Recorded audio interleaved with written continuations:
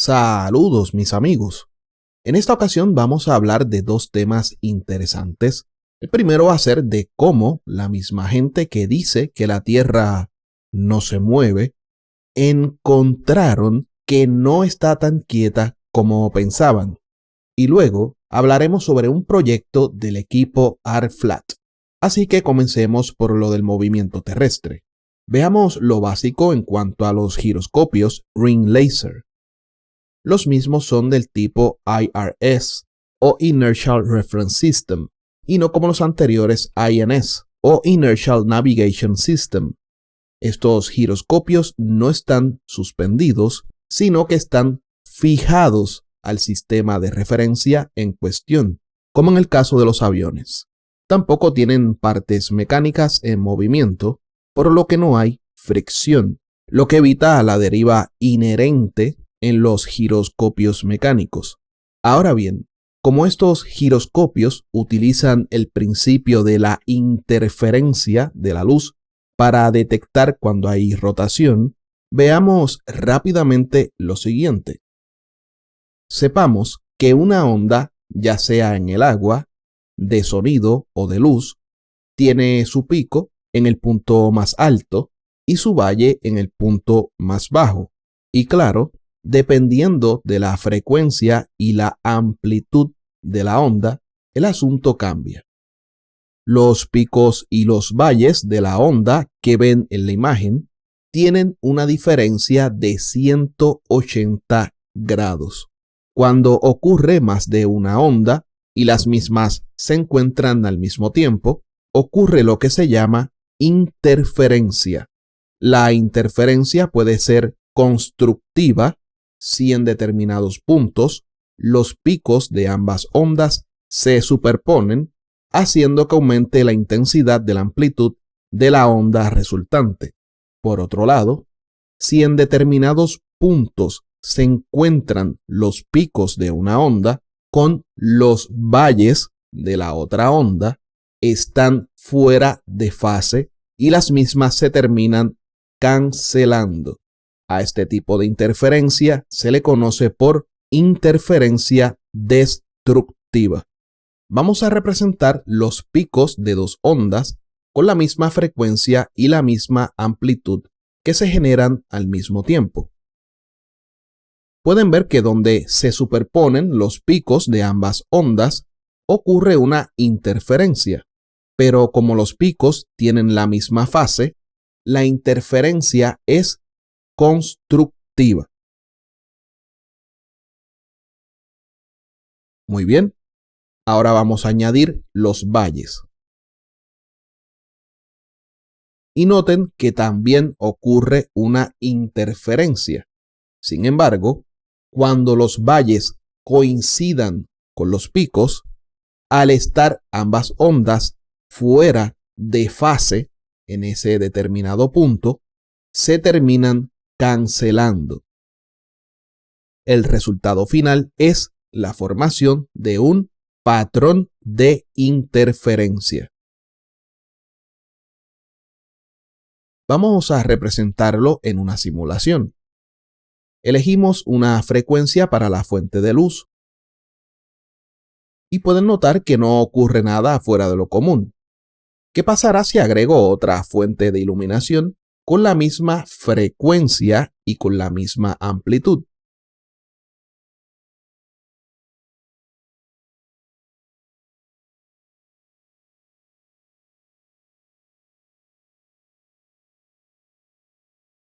Claramente va a ocurrir una interferencia que va a ser constructiva en donde los picos de ambas ondas se superpongan, ya que tienen la misma fase. Mientras que donde se superpongan los picos y los valles de ambas ondas, al estar fuera de fase por 180 grados, se terminan cancelando y se forma un patrón de interferencia, como se muestra en este ejemplo. En los giroscopios láser tenemos un anillo, para este caso triangular, y luego un láser que se divide. En la ilustración vemos un solo cátodo pero hay dos ánodos. Como la diferencia potencial entre ambos ánodos con el cátodo es la misma, la luz se divide aproximadamente con la mitad yendo en sentido horario y la otra mitad yendo en sentido antihorario. Luego, cuando se encuentran ambos rayos, y como vimos, ocurre una interferencia que va a causar un patrón de interferencia. Ahora viene la clave principal del funcionamiento de estos giroscopios. Hay un fenómeno conocido por efecto Sagnac. Veamos esta simulación. En la representación tenemos una fuente de luz que se divide por caminos opuestos en el anillo que está completamente quieto. Ambas ondas se encuentran sin que haya cambios en la fase de ambas, generándose así un patrón de interferencia. ¿Qué pasará si comenzamos a girar el anillo mientras ambas ondas lo recorren?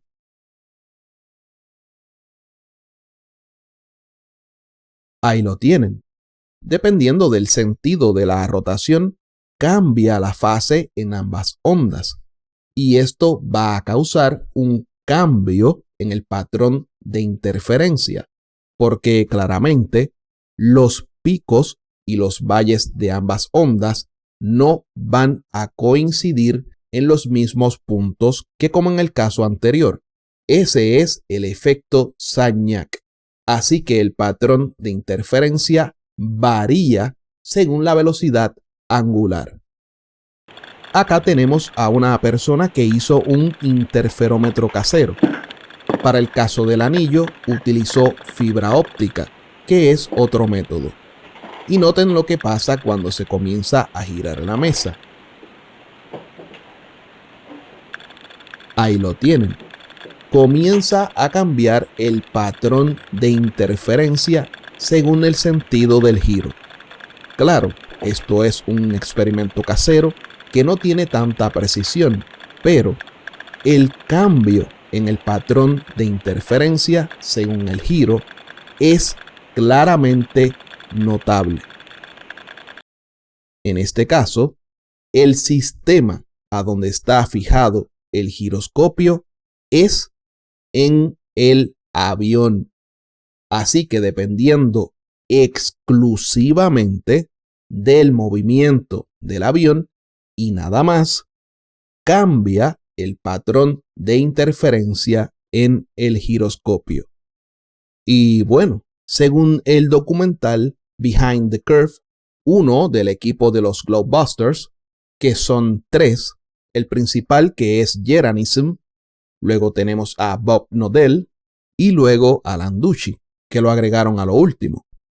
Sucede que una persona había comprado un giroscopio ring laser en unos $20,000. Para la sorpresa de ellos, el giroscopio les detectó un desvío de 15 grados en una hora. Para el caso de Bob Knodel, el sistema de referencia al cual estaba fijado el giroscopio era la Tierra. Así que lo que detecte el giroscopio tiene que ver exclusivamente con la Tierra. Pero, ¿qué pasa? Al detectar este desvío de 15 grados en una hora, se les activó la disonancia cognitiva y comenzaron a buscar excusas para lo que registraron. Ustedes ya saben cómo es el comportamiento de la gente de la secta de la Tierra plana cuando se terminan chocando con la realidad. La excusa fue la siguiente. Como recordarán, los sabiondos de la Tierra plana indican que la luz se dobla por magnetismo. Así que este individuo no se quedó de brazos cruzados y utilizó esa misma excusa. Dijo que como lo que se mueve es el cielo, el magnetismo era lo que estaba causando el desvío de 15 grados en una hora en el giroscopio. Una excusa muy pobre, ya que si eso fuese así, no serviría para nada al ser utilizado en un avión o en cualquier otro sistema de referencia. Aún así, este señor puso el giroscopio adentro de una cámara Zero Gus.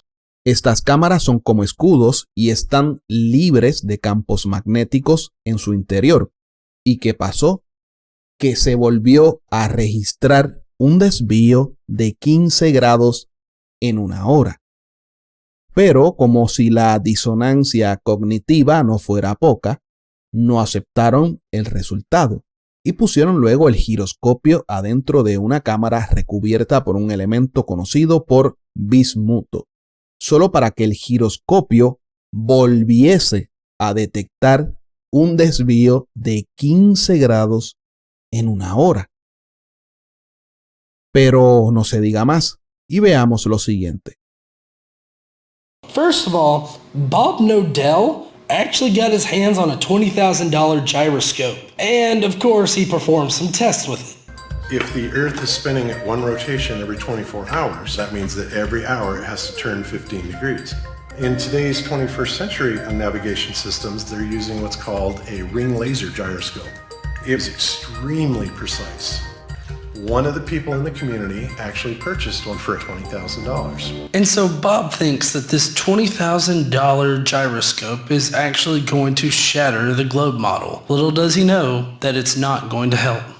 But what we found is when we turned on that gyroscope, we found that we were picking up a drift, a 15 degree per hour drift. So how does Bob react to the test results? We obviously were not willing to accept that, and so we started looking for ways to disprove that it was actually registering the motion of the Earth and that it in fact was registering the motion of the sky. Next, Bob decides that he's going to encase his gyroscope into a zero-Gauss chamber in order to deflect the heavenly energies from affecting the gyroscope, because he cannot accept the fact that the world is actually spinning. When that fails to deflect the heavenly energies, he plans on encasing his gyroscope in a bismuth chamber, which will also not deflect the heavenly energies. But the rotation is not looking good at this point. Yeah, if we dumped what we found right now, it'd be bad. Bueno, si a este punto cualquiera que niegue el movimiento de la Tierra sigue negando el asunto, amparándose en las excusas baratas como las que dio Bob Nodell, solo le resta una triste vida de continuo autoengaño. Pero bueno, cada cual hace de su vida lo que mejor le parece. Incluso es gracioso como Landucci convenientemente no habla del tema en su canal de pseudociencia, pero no es solo él, sino que tampoco su séquito de sabiondos. Ahora le toca el turno al asunto de la aplicación ARFLAT, que pretende usar el giroscopio de los teléfonos para registrar si hay o no hay curvatura. Lo que usan los teléfonos se conoce por sus siglas en inglés por MEMS o sistema microeléctrico mecánico. Estos sistemas en los teléfonos están combinados por un acelerómetro, un magnetómetro y hoy en día casi todos cuentan con un giroscopio, así que hay ciertos teléfonos que no lo traen. Podemos comenzar por el funcionamiento de un acelerómetro. Es bien conocido el disparate de que las cosas caen o flotan solo por pura cuestión de una diferencia en densidades y por flotabilidad. Sin embargo, una diferencia en densidades no es un factor que le dé una dirección a lo que cae o se hunde por ser más denso o a lo que flota por ser menos denso.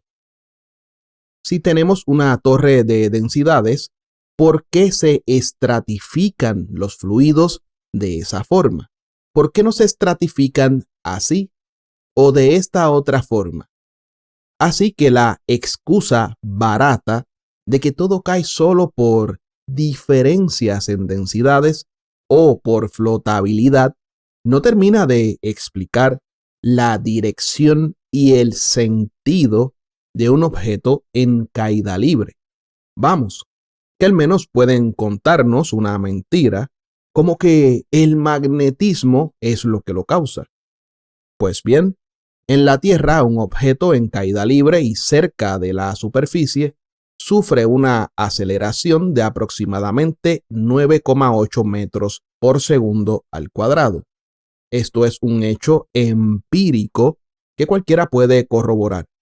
Incluso está empíricamente demostrado que en los polos la aceleración es de unos 9,83 metros por segundo al cuadrado, mientras que en la región del Ecuador la aceleración es aproximadamente 9,78 metros por segundo al cuadrado. Si a los creyentes de la Tierra plana no les gusta llamarle gravedad, pues bien, no lo hagan, pero tampoco digan el disparate que la aceleración es por densidad y flotabilidad. La aceleración vertical en la Tierra es lo que hace que un objeto tenga la cualidad de ser pesado o de tener peso.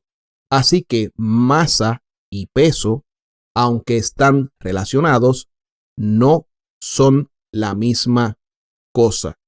Veamos esta simulación con resortes y distintas masas.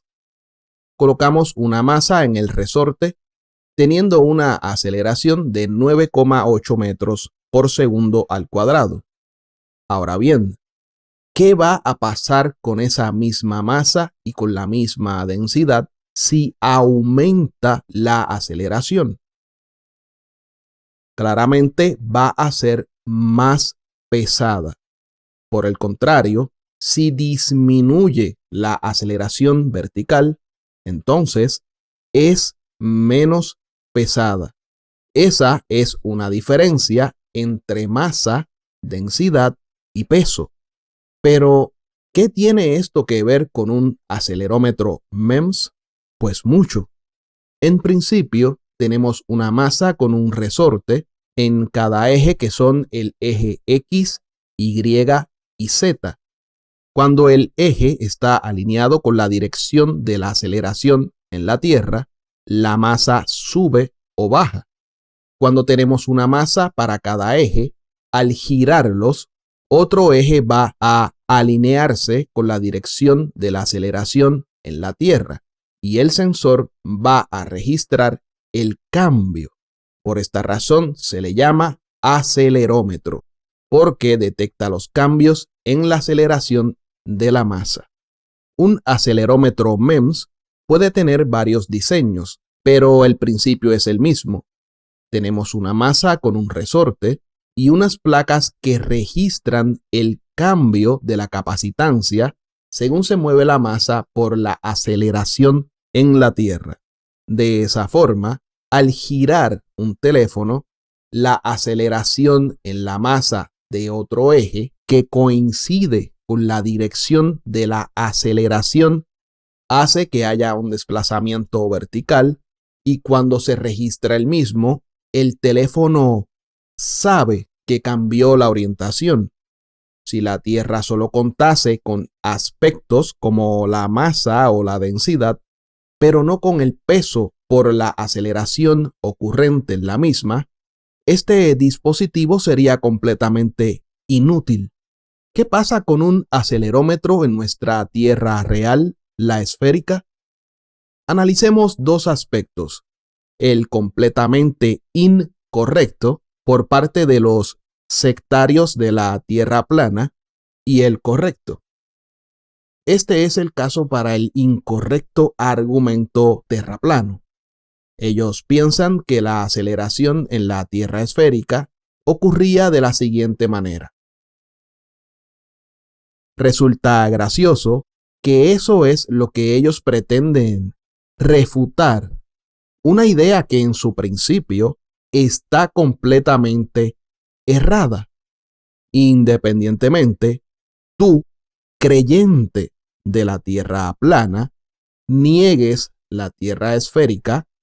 Si quieres refutar algo, tienes que decir las cosas como son y no como se te dé la gana, porque luego sus fantásticas refutaciones refutan la idea incorrecta que ustedes tienen y no lo que sí está correcto y lo que deberían refutar.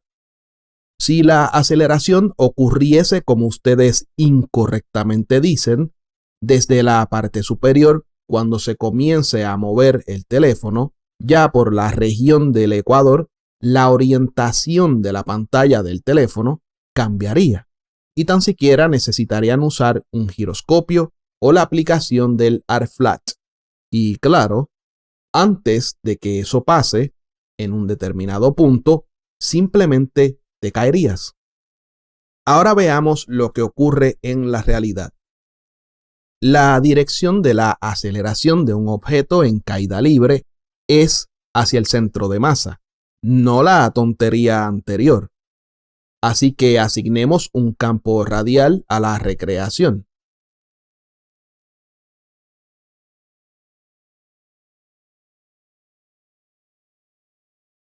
Y eso es lo que ocurre.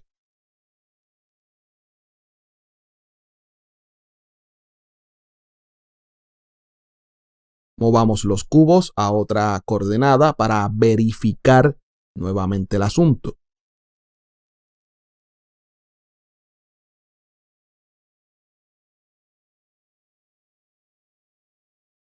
Así ocurre la caída libre en la Tierra esférica.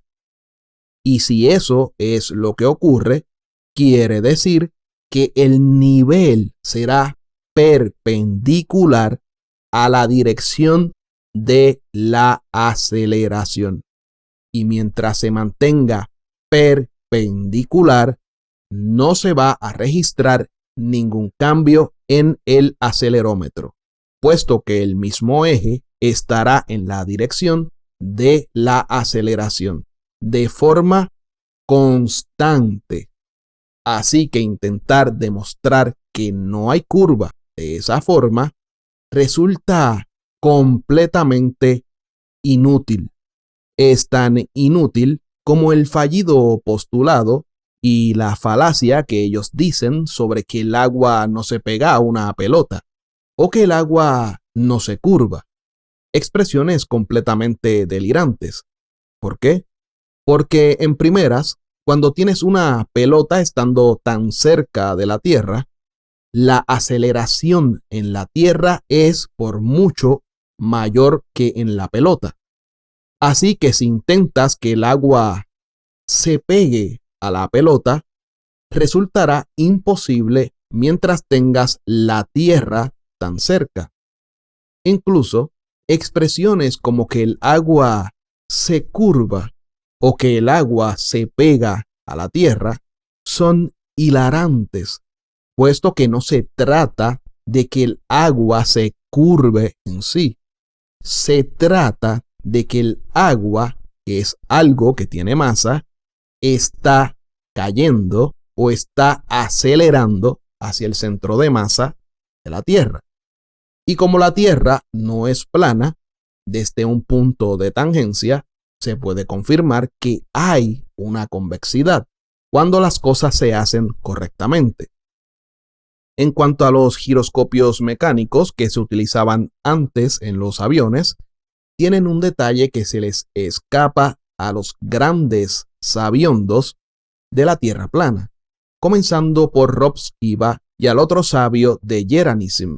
Los mismos usan como referencia un nivel y desde la referencia del nivel detectan si el avión ha hecho un movimiento que lo saque de ese nivel. Como ya vimos, el nivel en la Tierra esférica es perpendicular a la dirección de la aceleración.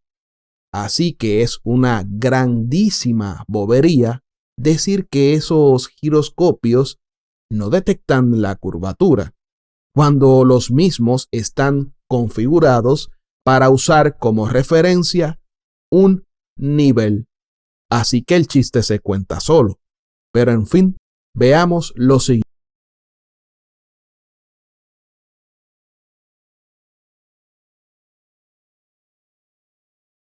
Vamos a explicar el funcionamiento y visualizar cómo funciona un giróscopo de 3 grados de libertad, en el cual el eje de giro de la masa inercial es vertical y se mueve sobre la cuna interior que estoy moviendo ahora.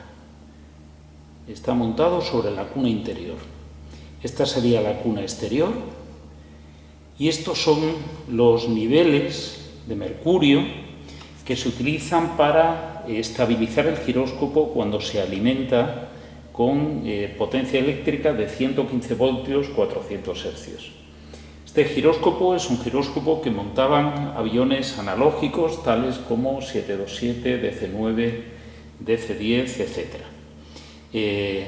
Cuando alimentemos al giróscopo, lo voy a inclinar todas las cunas, veremos cómo empieza a estabilizarse y nivelarse. De momento va a tener un movimiento errático y luego quedará estabilizado.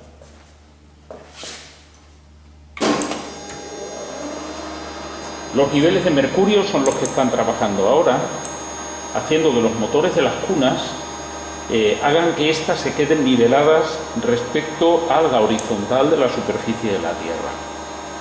En este momento el efecto que estamos viendo es el efecto de la inercia giroscópica, que está haciendo que la masa giratoria movida por un motor eléctrico que está en la cuna interior esté cogiendo velocidad y los motores de las cunas, tanto de la cuna exterior como de la cuna interior, están haciendo que se quede estabilizado y que el eje quede perpendicular a la Tierra y por tanto coincide el eje de giro coincide con un radio de la Tierra. Los niveles de mercurio, en esta posición, ninguno de los dos, ni de la cuna exterior ni de la cuna interior, están dando contacto eléctrico. Por tanto, los motores, una vez que se estabiliza la cuna, no trabajan.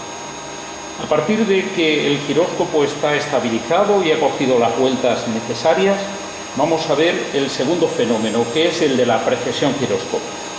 De tal manera que si yo presiono hacia abajo esta cuna no se moverá y por efecto de la precesión la que se moverá será la cuna interior.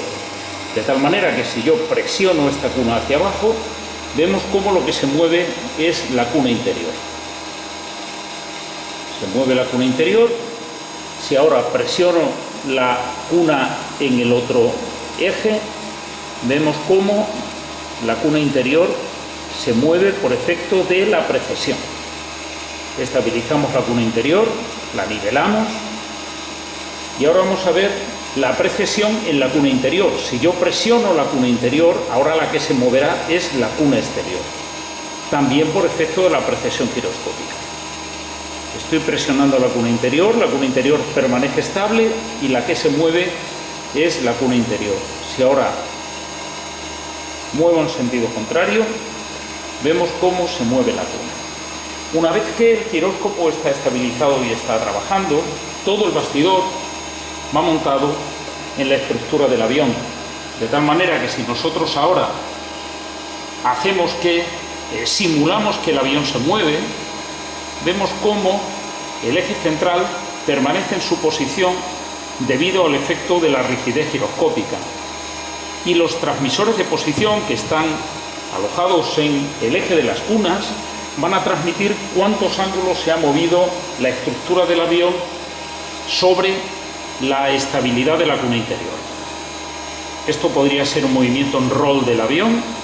Ahora podríamos provocar un movimiento en pitch del avión y vemos nuevamente cómo la masa inercial, debido a la rigidez giroscópica, hace que la parte interior permanezca siempre en la misma posición.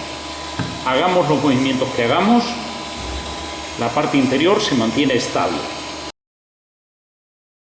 Para el caso de los giroscopios MEMS, el mecanismo funciona con el efecto Coriolis. Veamos cómo es el asunto. A diferencia de lo que dicen los creyentes de la Tierra plana, de que el efecto Coriolis no es real, bueno, consideremos lo siguiente. En un sistema en rotación podemos tener lo que se conoce por velocidad angular. La velocidad angular siempre será la misma en todos los puntos del sistema, sin importar cuán cerca o cuán lejos se encuentre del centro o del eje de rotación.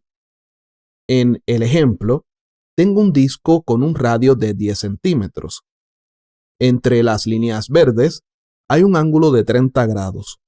Pueden notar que tanto en el punto A, que está más cerca del eje, como en el punto B, que está más alejado del eje, llegan al mismo tiempo a la línea verde superior y cumplen con 30 grados. Para calcular la velocidad angular, representada por la letra omega, solo necesitamos el ángulo en unidades de radianes para dividirlo entre el tiempo en unidades de segundos.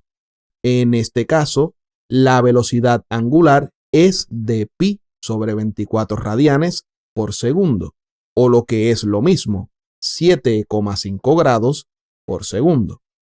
Así que ya lo sabemos, la velocidad angular en el sistema en rotación es la misma sin importar cuán alejados o cuán cerca estemos del eje de rotación. Ahora bien, para que lo primero se cumpla, significa que la velocidad tangencial es mayor mientras más nos alejamos del eje de rotación. Pueden ver que la región del punto B, que es la región más alejada del eje, hay mayor velocidad que en el punto A, que está más cerca del eje. Calcular la velocidad tangencial en el punto A y en el punto B es muy fácil, puesto que ya tenemos el resultado de la velocidad angular. La distancia del radio que se forma en el punto A es de 4 centímetros y en el punto B es de 10 centímetros. Así que solo multiplicamos el radio en ambos puntos por la velocidad angular, lo que resulta en una velocidad tangencial de 0,52 centímetros por segundo aproximadamente en el punto A y unos 1,31 centímetros por segundo en el punto B. Así que el punto B tiene que ir más rápido para hacer un recorrido de 30 grados y llegar al mismo tiempo que el punto A. Para que se entienda mejor, la velocidad angular de rotación de la Tierra la sabemos dividiendo 360 grados entre 24 horas, que es 15 grados por hora. La velocidad angular es la misma en todas las partes de la Tierra. Ahora pasamos de grados a radianes. Y para saber la velocidad tangencial, multiplicamos por el radio. Ya que la Tierra es una esfera, usamos la función coseno para saber la velocidad tangencial según la latitud. En la latitud 0 o Ecuador es de unos 1668 kilómetros por hora. En la latitud 30 es de unos 1444 kilómetros por hora. En la latitud 60 es de unos 834 kilómetros por hora. Y en la latitud 90, o lo que sería uno de los polos, es de casi cero, porque obviamente estamos en el eje de rotación. Así que queda claro que la velocidad angular es la misma en todo el sistema en rotación y la velocidad tangencial es mayor según nos alejamos del eje de rotación. ¿Qué tiene esto que ver con los giroscopios MEMS?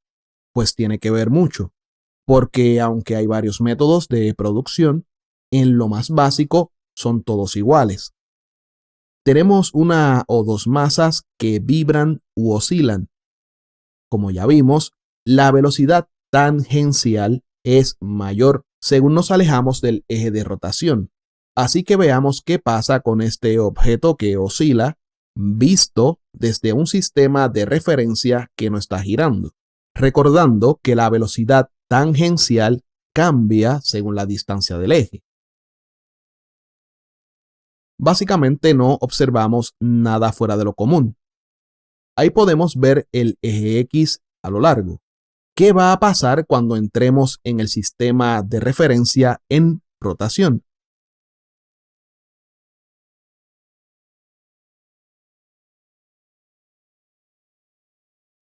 Ahí lo tienen. Eso es el efecto Coriolis. Y es el principio que utilizan estos giroscopios MEMS para detectar cuando haya algún giro. La fórmula básica es la siguiente. Usando la regla del pulgar, se nos hace fácil saber hacia dónde va la fuerza Coriolis.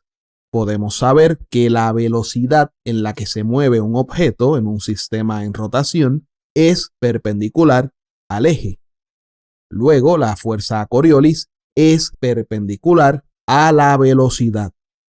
Así que podemos saber, como se ilustra en esta imagen, que usa dos masas en oscilación en el eje X y hay una rotación en el eje Z. Con la regla del pulgar, ya sabemos que la dirección de la fuerza Coriolis para ambas masas, una apunta hacia arriba y la otra apunta hacia abajo. Y esa diferencia es la que registran las placas adentro del giroscopio MEMS. El cambio en la capacitancia nos da los valores del giro en uno de los ejes. Pero bueno, no se diga más y veamos lo siguiente. Also, with the processing development environment, we will make some practical applications using the sensors. First, let's briefly explain how each of these microelectromechanical systems or MEMS sensor work.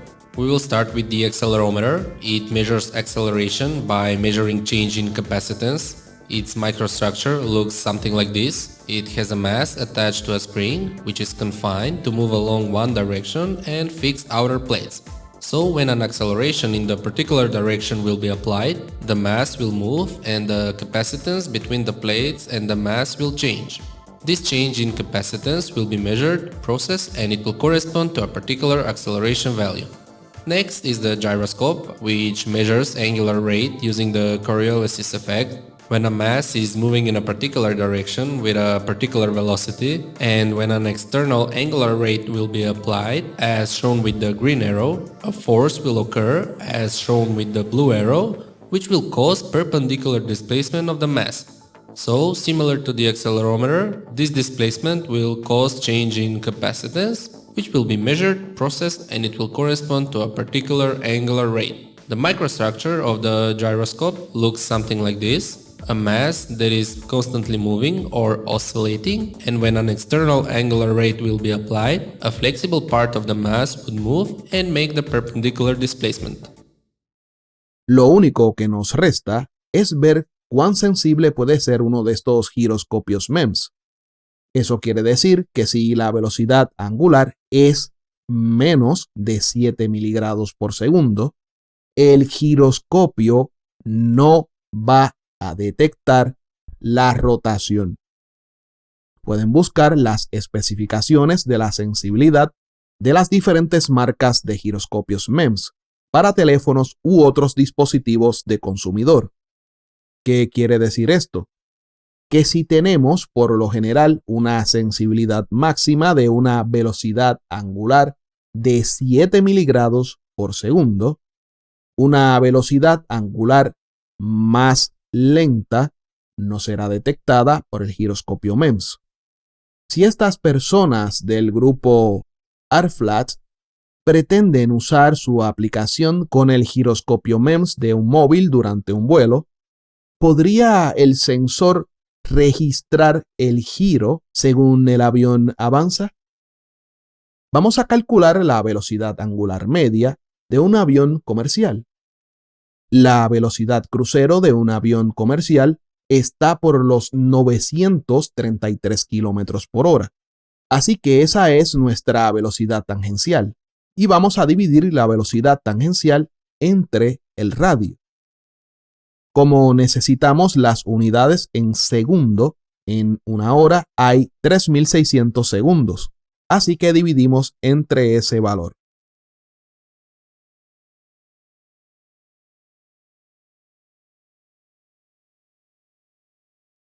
La velocidad tangencial del avión es de 0,26 kilómetros por segundo aproximadamente. Ahora dividimos entre el radio medio terrestre. Y esa es la velocidad angular en radianes por segundo. Pero como un avión no vuela por la superficie, vamos a añadir una altura máxima de 13 kilómetros sobre el nivel del mar. Y ahí lo tienen.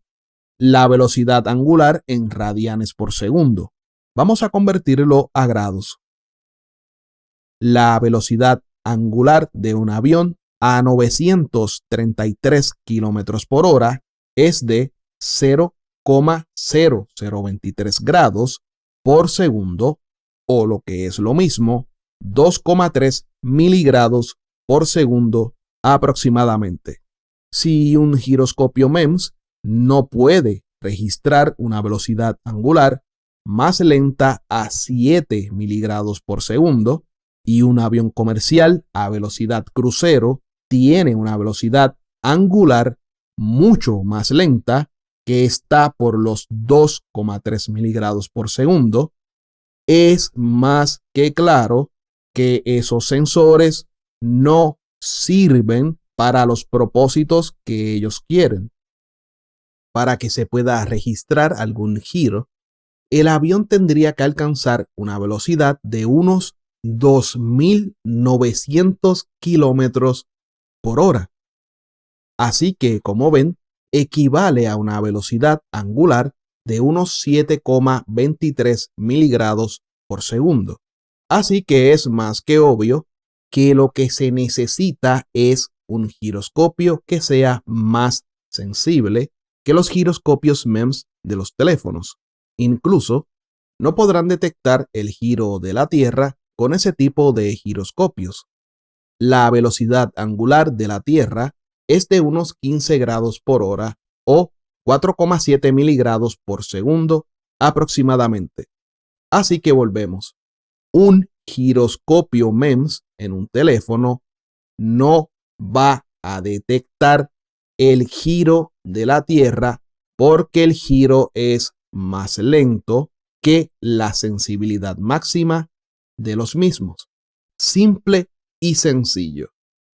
Otro detalle a considerar es que si teniendo un teléfono como patrón, se hace la sincronización con otro que esté en otro lugar bastante remoto, no se va a registrar alguna diferencia. Primero porque no hay alguna velocidad aplicándose al giroscopio y ya vimos que la velocidad angular de la Tierra es muy lenta para ellos. Así que ya imaginamos a estos grandes sabios girando el teléfono después que lo sincronicen para supuestamente confirmar que sobre una mesa no se detecta algún ángulo entre el teléfono patrón y el secundario. Y bueno, ya vimos un artículo de la paginita sectaria y pseudocientífica Plano Existencial en un artículo por un bloguerito conocido por Christian, donde indican toda suerte de disparates. Es gracioso como siempre ponen el asunto como proyecto científico. Y luego tenemos el mismo tema en este gracioso video, canal en donde las personas llegan hasta lo más bajo por hacer unos cuantos centavos. Para concluir con este asunto, ojalá si pudieran confirmarlo con el uso de teléfonos, pero si no se puede, usen otro tipo de equipo que tenga la sensibilidad necesaria. Es más que evidente que no es de sabios querer hacer las cosas a lo loco o cuando se tiene de por medio una agenda. Porque los creyentes de la Tierra plana tienen conceptos de la Tierra esférica muy, pero muy errados. Y luego, eso que ellos erradamente creen es lo que buscan refutar, cuando en la realidad lo que deberían refutar o bien no lo saben o no lo entienden. Y para colmo, reciben el consejo de gentes que son famosas por su amplia sabiduría y por sus amplios conocimientos sobre ciencias y matemáticas. De esa forma, llaman al proyecto fallido como uno científico. Al final de todo, ¿quién sabe si ellos sí sabían todo eso? Y el asunto lo están haciendo con todo el propósito del mundo, porque ya son famosos por el fraude que cometieron en su proyecto con el globo 1.0. Luego, cuando son algunos de los que no tienen la creencia en los dogmas de la secta de la Tierra plana y que tienen un mejor entendimiento de los procesos en la Tierra esférica, cuando quieren dar información y las precauciones a ser tomadas, estos individuos del R-Flat simplemente se acogen a una actitud petulante y no aceptan nada de lo que se les aconseja. Eso fue lo que pasó con nuestro amigo Hugo Pérez, que al querer aconsejar a los del R-Flat, simplemente adoptaron una actitud petulante y altanera. Así cerramos este video. Nos veremos en una próxima ocasión y los dejo con el excelente video de nuestro amigo Hugo explicando el asunto y lo que pasó cuando intercambió palabras con la gente del R-Flat. Están viendo que ahí en el directo de Alberto este domingo 6 de enero del 2019, yo le estaba comentando a Alejandro Tarcia lo de la aplicación esa que él quiere no, porque ya la hizo ya. Le estaba diciendo que esa aplicación no sirve, que no tiene la sensibilidad suficiente. El sensor del teléfono, los sensores no tienen la sensibilidad suficiente para detectar lo que él quiere, que es el movimiento sobre la superficie de la Tierra y que detecte esa curvatura, ese ángulo que él está buscando. No es suficiente. Entonces yo anteriormente, hace unos días, cuando el video de promoción de esa aplicación lo sacó Maximiliano Recio, yo le estuve comentando a Maximiliano Recio. Le estuve diciendo, mira, eso no sirve. Ya Bob Nodell es un terraplanista, uno de los más reconocidos aquí. Le dije que Bob Nodell ya había un agente del grupo de ellos, ya habían probado un giroscopio, pero no de los MEMS. Los MEMS son de los que usan los celulares. No de eso. El tipo del grupo de Bob Nodell compró uno en $20,000. Un ring laser. 20,000, no 2,000 como está diciendo Alejandro. Está diciendo que 2,000, parece que no me entendió bien cuando yo le dije que era 20,000. Son $20,000 lo que le costó el giroscopio a la gente de Bob Nodell. Y ya ellos probaron el giroscopio que es laser, no es la misma tecnología que los MEMS. Los MEMS es por electricidad, son tienen que buscar para que vean que es otra tecnología. Este es laser y estos lasers sí detectan el movimiento de la Tierra y la curvatura de la Tierra cuando te mueves por arriba de ella, ¿entiendes? Esto sí tiene la sensibilidad suficiente. Porque para detectar la curvatura de la Tierra o el movimiento por arriba si quieres detectar la rotación de la Tierra, tienes que ser capaz de detectar 15 grados por hora, que es lo que se mueve la Tierra. ¿Entiendes? 360 en 24 horas. A ver si tengo aquí aquí yo estuve después el sábado, estuve del directo de Alberto en el suelo, yo estuve diciéndole a Alejandro, va a hacer un papelazo. Ya Bob Nodell probó con un giroscopio y le dijo que sí, que hay rotación de la Tierra. ¿Tú quieres hacerlo? Tú no quieres medir la rotación. Yo le dije, tú no quieres medir la rotación, tú lo que quieres es medir la curvatura, moviéndote por arriba de la superficie. Entonces, esta es la fórmula. La fórmula no, esta es la rotación de la Tierra, que son 360 entre 24 a 15 grados por hora. Si divides 15 grados en una hora son 3.600 segundos, te da que son 0,0417 grados por segundo. Y si lo llevas a miligrados, multiplicar por 1000, te da 4,17. Es decir, 4,17 miligrados por segundo es la velocidad con la que gira la Tierra. Ahora, si tú quieres, este es el ejemplo a ver si está el otro. Si tú quieres calcular, por ejemplo, lo que él hacía, que era calcular en un viaje típico, no sé, yo puse aquí un viaje de 4,000 kilómetros, que es la fórmula del perímetro, es decir, un ángulo por el radio es igual a la distancia que tú te desplaces. Si despejas ahí el ángulo, te va a dar, un ejemplo, yo puse 4,000, el radio de la Tierra 6.371 y te da 0,627 radianes. Esos radianes los llevas a grados, que son 180 grados, son 3,14 radianes. Y si el 3,14 pi, para los que saben es normal, pero bueno, a ustedes los terraplanistas a lo mejor no saben mucho de eso, pero bueno, se lo digo aquí para que lo sepan. 180 grados es pi, que son 3,14. Entonces llevas los 0,627 radianes, los llevas a grados y te da 35 grados. Esos 35 grados los divides por el tiempo de vuelo, pensando un vuelo típico 6 horas y 4.000 kilómetros, más o menos, me parece que eso es lo que... 4.000 kilómetros, 6 horas, está más o menos bien. Un avión típico, eso te va a dar unos cambios de grado por segundo de 0,016 grados por segundo. Si eso lo llevas a mili, para que sea un número más comestible, te da 1,6 miligrados por segundo. Es decir, que fíjate, la rotación de la Tierra es 4,16 miligrados por segundo. Ahora, para moverte por arriba en un avión sobre la superficie de la Tierra, está moviéndose a 1,6 miligrados por segundo. Eso es hiper lentísimo. Es mucho más lento que la velocidad de rotación de la Tierra. Entonces, los sensores, los MEMS, los sensores que usan los teléfonos y los drones, sí son buenos, pero me parece que es mínimo, la sensibilidad mínima, que es lo que yo le estaba comentando a Alejandro, y Alejandro se pone bravo conmigo, no, porque los sensores, que si yo mido no sé qué, que está metiendo 1000 cuentos, pero bueno, los sensores, eso, lo mínimo que miden es 7 miligrados por segundo. Y ahí están viendo que solo el vuelo ese de 4.000 kilómetros en 6 horas, te hace falta medir 1,6 miligrados por segundo. El sensor no da, el sensor es mínimo 7, 70, los hay de más, hasta 2000, bueno, depende, mientras más mala calidad, menos grados te detecta por segundo. Digo, más grados te detecta por segundo. Entonces, no es suficientemente sensible al grado de llegar a 1,6, no puede. El tipo nada más mide hasta 7 miligrados, no puede bajar más, no puede. Inclusive no puede, si tú lo dejas fijo, el tipo no te detecta el movimiento de rotación de la Tierra, que son 4,16, todavía le falta mucho para llegar allá, ¿entiendes? Que, por lo menos en este momento, quizás en un par de años, no sé en qué tiempo, logren hacerlo.